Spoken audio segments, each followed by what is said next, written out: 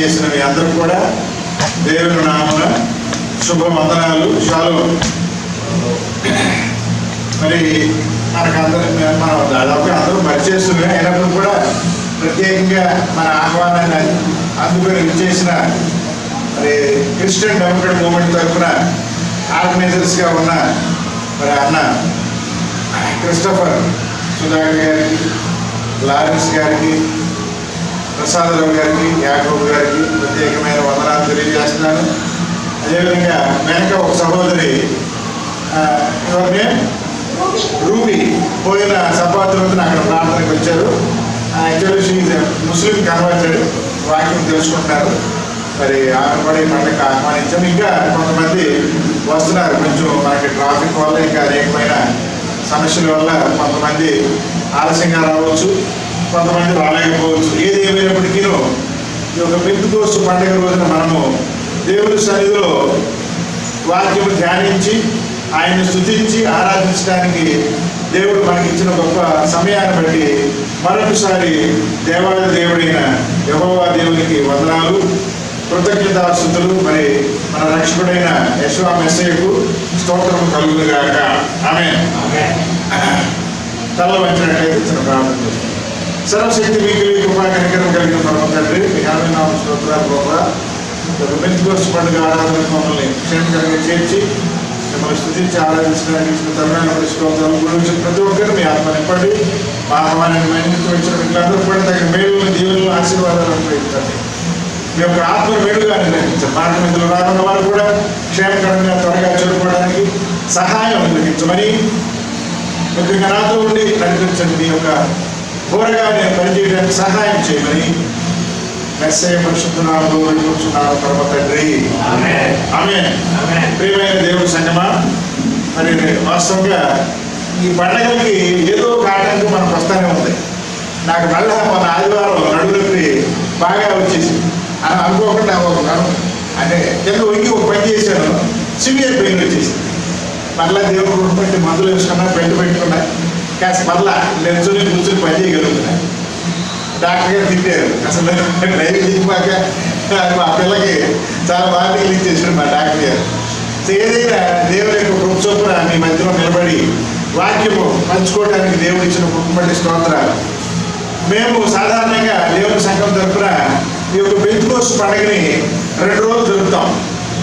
సేవాను 6, 7 2 రోజులు కూడా సువార్త కూటములుగా జరుపుకుంటాం. అయితే ఈ సంవత్సరం మనకి పరిస్థితులు అన్నీ అనుకూలంగా లేవు.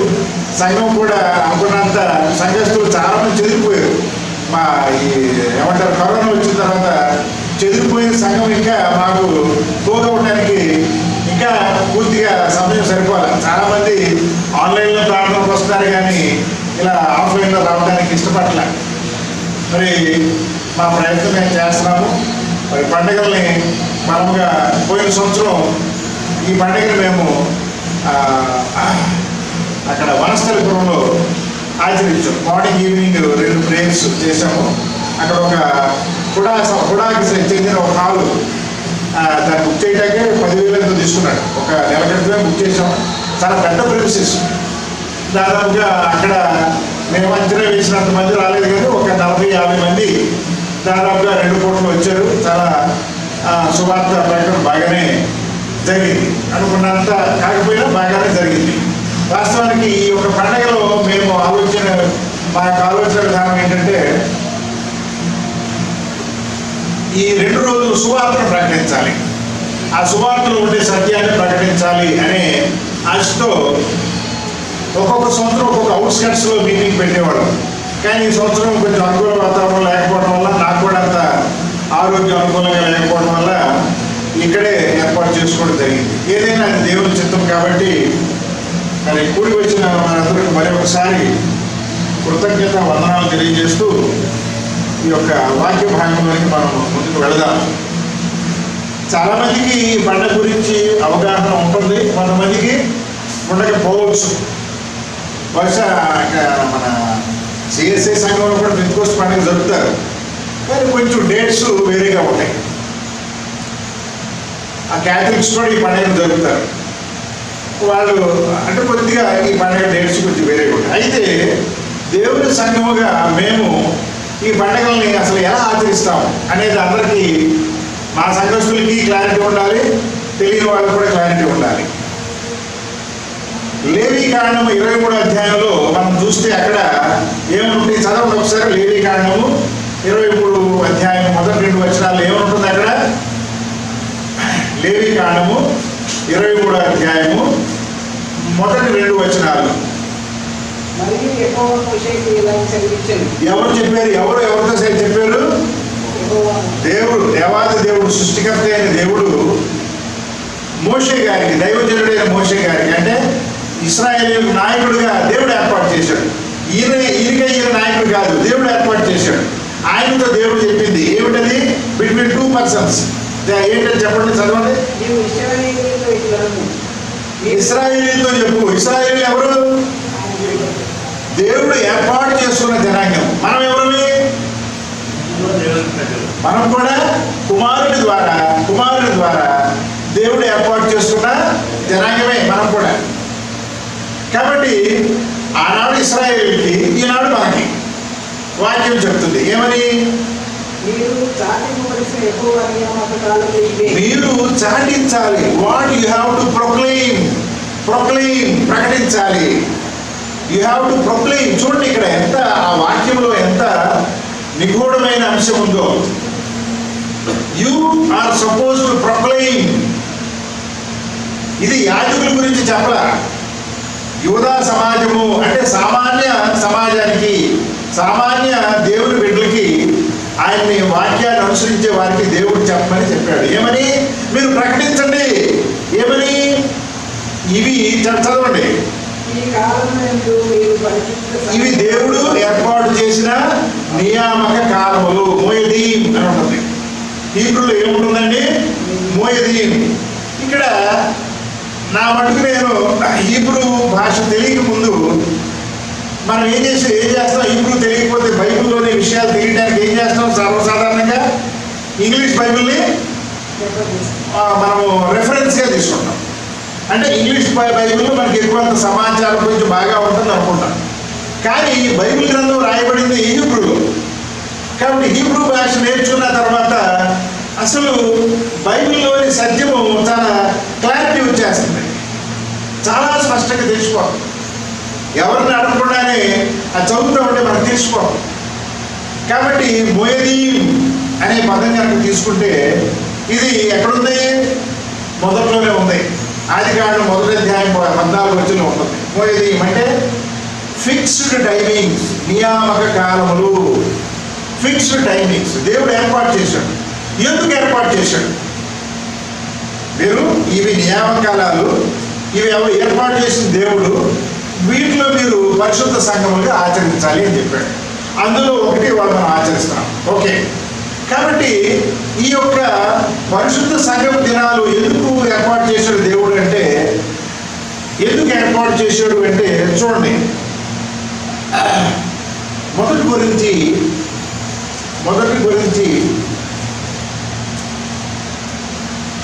17వ అధ్యాయం, మొదటి కొరింథీయులకు రాసిన పత్రిక 17వ అధ్యాయము, చాప్టర్ 17, అపోస్తుల కార్యములు 17వ అధ్యాయము 30వ వచనం. 26 చదవండి. మొదట 26, 27 కలిపి ఉంటుంది చదవండి. 26, 27 కలిపి ఉంటుంది చదవండి. మరియు యావత్ భూమి మీద పాపములకు ఆయన ఒకరి నుండి ప్రతి జాతి మనుషులను సృష్టించి, వారు ఒకవేళ దేవుని కడుగాని కనుగొనేమో అని తను వెతుకు నిమిత్తము నిర్ణయ కాలంలో వారి నివాస స్థలం యొక్క పొలిమేరలను ఏర్పరిచాను. ఈ పండుగల్ని దేవుడు ఎందుకు ఏర్పాటు చేశాడు? దేవుని మానవుడు వెతకడం కోసము. దేవుని వెతకాలి మనము, దేవుని యొక్క సత్యాన్ని తెలుసుకోవాలి మనం. కానీ మనం ఏం చేస్తున్నాము? దేవుడు మనల్ని వెతుక్కుంటాడు. తన యొక్క సువార్థికుల్ని, తన యొక్క ప్రవక్తల ద్వారా దేవుడు మనల్ని వెతుకునే స్థితిలో మనం ఉన్నాం. కాబట్టి ఇక్కడ లూకా గారు రాసిన ఈ యొక్క పత్రికలో, అపోస్తల కార్యాల్లో, దేవుణ్ణి మనము తడుగులాడి వెతకడం కోసము నియామకాలు,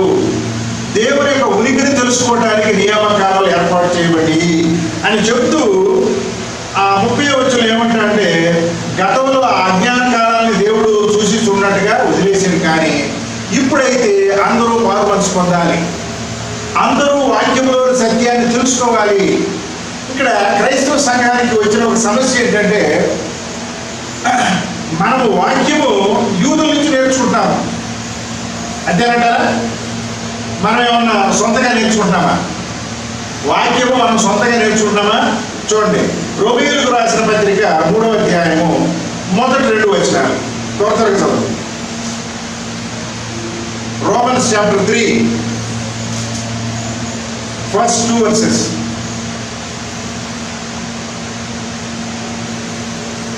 అట్లయితే యూదునికి కలిగిన గొప్పతనం ఏమి?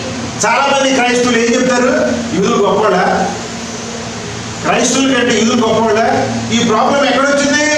రోమన్స్కి యూదులకి వచ్చింది ప్రాబ్లం. ఎప్పుడు? 3rd centuryలో వచ్చింది. 3rd centuryలో ఈ ప్రాబ్లం వచ్చింది. ఈ శిష్యులు సువార్తను ప్రకటిస్తూ ఉంటే ప్రపంచంలో మారిపోతున్నారు.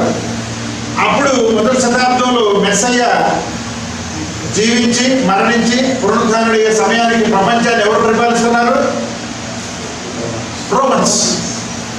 రోమన్స్ కానీ అంతకుముందు ఉన్న ఈజిప్షియన్స్ కానీ ఎవరు నమ్ముతారు? నమ్మేవాళ్ళు మన భారతీయులు. ఇవాళ మన భారతదేశంలో ఉండే మతస్థులు ఏమని నమ్ముతారు? సనాతన ధర్మము. ఏమంటారు? పురాతనమైన మతం అని చెప్తారు. సేమ్ వాళ్ళు కూడా ఈజిప్షియన్స్, ఆ రోమన్స్ ఏమని చెప్తారు? మన సనాతనమైన ధర్మం అండి అని చెప్పేవాడు. అలా ఉంటున్న రోజులు ఏమైంది?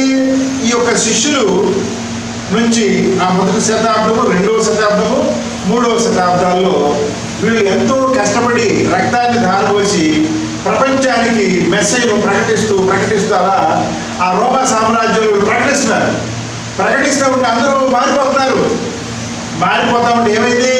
సేమ్ ప్రాబ్లం భారతదేశంలో వచ్చినట్టుగానే వాళ్ళ మతం అంతరించిపోతుంది. అప్పుడు వాళ్ళు ఏం చేశారు?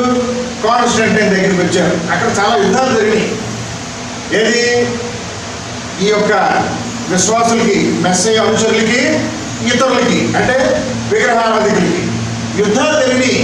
కొన్ని కోట్ల మంది చనిపోయారు. అప్పుడు కాన్స్టాంటైన్ ఏం చేశాడు? అగ్రిమెంట్ తీసుకొచ్చి క్రైస్తవులకి ఈ అన్య మతస్థులకి ఒక అగ్రిమెంట్ తీసుకొచ్చి ఏం చేశాడు? మీ మతం మా మతం కలిపేసి ఒక అగ్రిమెంట్ చేసుకున్నాను. ఏం చేశాడు? సబ్బాతు 7వ దినం ఏదైతే ఉందో ఆ 7వ దినాన్ని మార్చేసి వాళ్ళు సూర్యుడిని దేవుడిగా ఆరాధిస్తారు. Romans they worship sun as god. కాబట్టి సండే మొదటి రోజు వాళ్ళకి పరిశుద్ధమైంది. కాబట్టి ఈ కాంప్రమైజింగ్ దీంట్లో సూర్యుడిని ఆరాధించే రోజున ఫస్ట్ డే ఏం చేశారు? పరిశుద్ధ దినముగా మార్చేశారు. అలాగే కొన్ని పండుగలు, ఇప్పుడు మనకి మెస్సయ్య పుట్టినరోజు పండుగ ఉంది, క్రిస్మస్ అనేది ఏంటి? సూర్యుడి పుట్టినరోజు. అది వాళ్ళ యొక్క పరిభాషలో సూర్యుడి పుట్టినరోజు. ఆ విధంగా వాళ్ళ పండుగల్ని ఇక్కడ కలిపేసి ఆ అన్య మత పండుగల్ని క్రైస్తవ మతంలో కలిపేసి మిక్స్ చేశారు. ఇది చాలా మందికి తెలియదు. తెలిసిన కొంతమంది క్రైస్తవ నాయకులు కూడా మనకెందుకులే అని వదిలేశారు. అలా ఏమైపోయింది? ఈ యొక్క మెస్సయ్య స్థాపించిన ఈ యొక్క మతంలోనికి ఏమైపోయింది? అన్ని జనుల మతాలు వచ్చి అలా ఉంటున్న సమయంలో 1500 AD ఏం జరిగింది? మార్టిన్ లూథర్ అని ఆయన బయలుదేరాడు. ఆయన అప్పట్లో, ఇప్పుడు మనకి బైబిల్ చక్కగా printed Bible is available. But all those days 15th century there was no printing press, there was no printing technology. మేము ప్రతిపాడు వచ్చారు కదా, మా ఊరు వచ్చేటప్పుడు అక్కడి నుంచి రోడ్డు మీదకి రావాలని పూర్వం మేము ఎదురు బండి మీద వచ్చేవాళ్ళం. సైకిల్ తొక్కుడు రావాలంటే కూడా ఇసుకు ఉండేది, కష్టంగా ఉండేది. అంటే నేను ఎందుకు చెప్తున్నానంటే, ఇది నా చిన్నతనంలోనే ఒక 50-60 సంవత్సరాల క్రితం చూస్తేనే భారతదేశం ఎంత వెనకబడింది చూసేవాళ్ళం. మెహదీపట్నం, నేను ఇక్కడ 5th class SPGలో చదువుకునేటప్పుడు మా కజిన్ నేను మెహదీపట్నం బస్ స్టాండ్కి వెళ్తే అక్కడి నుంచి మా ఆటోలింటికి వెళ్ళడానికి అడవి. ఇవాళ ఎలా ఉంది? మారిపోయింది. ఇవన్నీ మనకు తెలుసు. మేడ్చల్ ఎలా మారిపోయిందో మనకు తెలుసు. కాబట్టి ప్రపంచం అంతా కూడా మారిపోయింది. మరి 2000 సంవత్సరాల క్రితం ఎలా ఉండడం? ఊహ కలదు. కాబట్టి అలాంటి రోజుల్లో మరి ఈ యొక్క సువార్త ముందుకెళ్తున్న సమయంలో క్రైస్తవ మతంలోనికి అన్య మత ఆచారాలు చేరిపోయిన తర్వాత ఈ యొక్క బైబిల్ చదవడానికి అవకాశం ఉండేది కాదు. బైబిల్ ఎట్లా ఉండేది? చెక్క బైబిల్స్ ఉండేవి, ఉండేది బైబిల్స్ ఆ పుల్పిట్ మీద ఉండేవి. ఈ మార్టిన్ లూథర్ గారు వాటిని చదవాలనే ఒక ఆశతో నైట్ వెళ్ళి చదివేవాడట. దయచేసి మార్టిన్ లూథర్ చరిత్ర అందరూ చదవండి. మార్టిన్ లూథర్ గొప్ప వ్యక్తి. ఆయన రిఫర్మేషన్ తీసుకొచ్చాడు ప్రపంచానికి. అలా చదువుతూ ఉంటే అప్పుడు ఎట్లా ఉండేది? యాజకుడు ఎవరు? రోమన్ క్యాథలిక్ ప్రీస్టులు. ఆ ప్రీస్ట్ చెవులో ఏం చేయాలి? సంఘం వెళ్ళి ఏం చేయాలి? ఈ రోజు కూడా అదే జరుగుతుంది. అక్కడ పాపాలు వాళ్ళ చెవులో చెప్తే ఈయన వెళ్ళి ఏం చేస్తారంటే దేవుడికి చెప్పి క్షమాపణ ఇస్తారంట.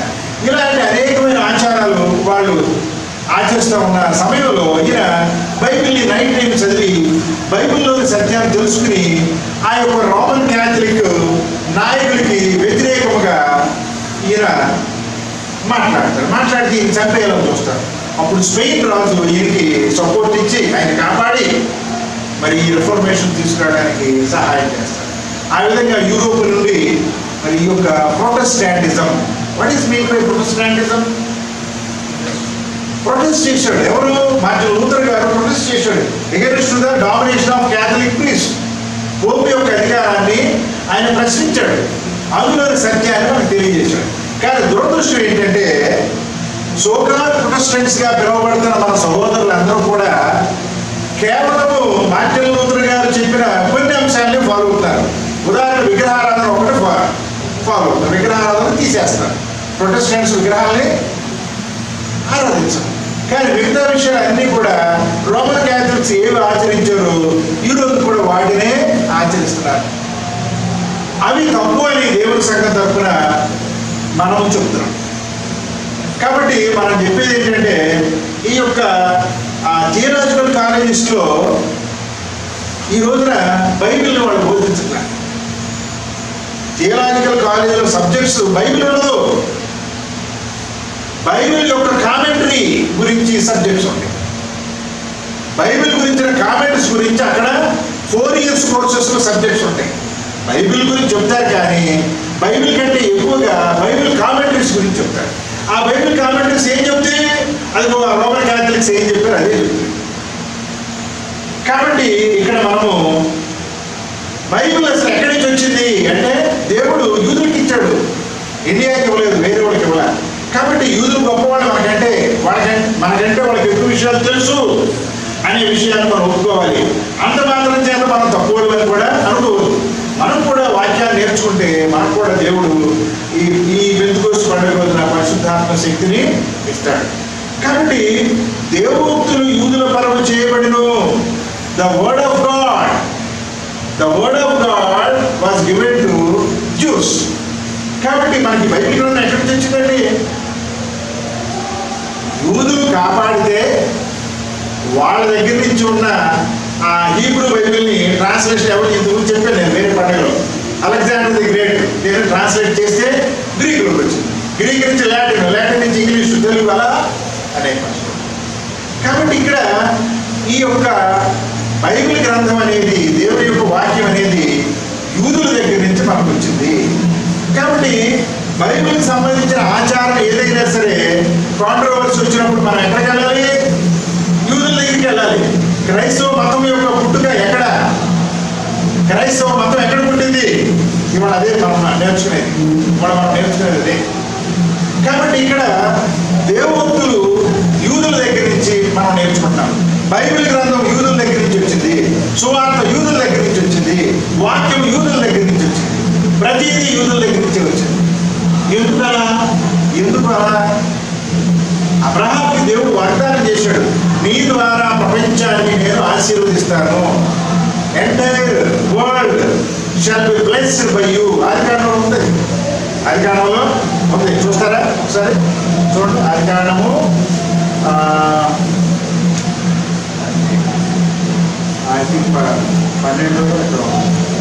12 ఆదికాండం 12:2 చూడండి ఒకసారి. 12:2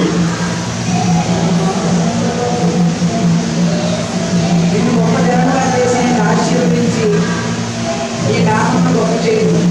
నీవు ఆశీర్వాదంగా ఉండు. నిన్ను ఆశీర్వదించిన వారిని ఆశీర్వదించేదను, నిన్ను దూషించిన వారిని శపించేదను. భూమి యొక్క సమస్త వంశములు నీ యందు ఆశీర్వదింపబడును. భూమి యొక్క సమస్త వంశాలు, ఇంకా తర్వాత అధ్యాయంలో కూడా ఉంటుంది. ప్రపంచానికి ఆశీర్వాదము ఈ ద్వారా వస్తుంది. మరలా అక్కడి నుంచి వెళ్తే 49-50 అధ్యాయంలోకి వెళ్తే అక్కడ యాకోబు ద్వారా ఆశీర్వాదం వచ్చింది. ఎందుకని? అబ్రహాం గారి సంతానం ఎంతమంది? చాలా మంది ఉన్నారు.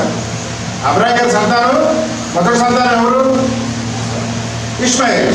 ఇష్మాయేలు ఆశీర్వాదం ఉంది కానీ, కొంత ఆశీర్వాదం ఉంది కానీ దేవుని యొక్క ఏర్పాటు లేదు. ఆయన ఏర్పాటు చేయబడిన సంతానంగా లేడు.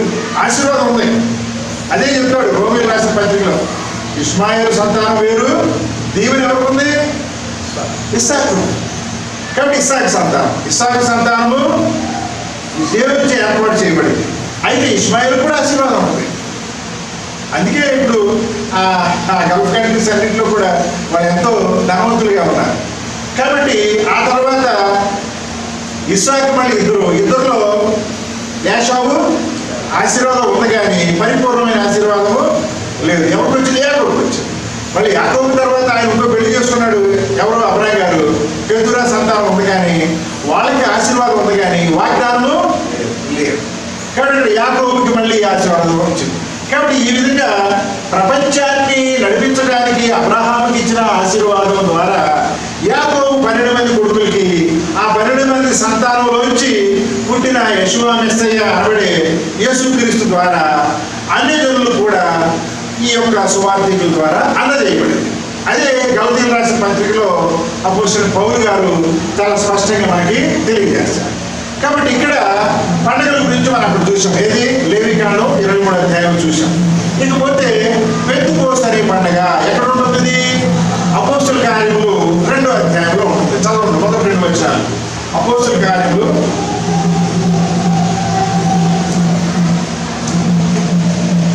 2 వచనాలు. అపోస్తలుల కార్యములు 2వ అధ్యాయం 2 వచనాలు.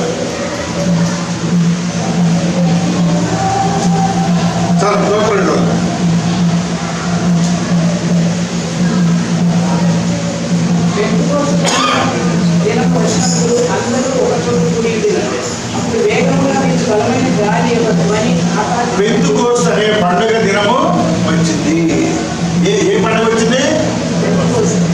పెంతెకోస్తు అనే పండుగ వాళ్ళు ఆచరిస్తారు. యూదులు ఆచరిస్తారు. కానీ పెంతెకోస్తు పండుగ ఎక్కడ ఉంది? పెంతెకోస్తు అనే పదము మనం చూస్తే ఏ భాషలో ఉంది? గ్రీకులో. యూదుల యొక్క భాష ఏంటి? హీబ్రూ. కానీ కొత్త నిబంధన దేంట్లో ఉంది మనకి? గ్రీకులో. ఇంతకు ముందు కూడా మీకు చెప్పాను. వాస్తవంగా కొత్త నిబంధన కూడా మనకి హీబ్రూలో రాయబడింది.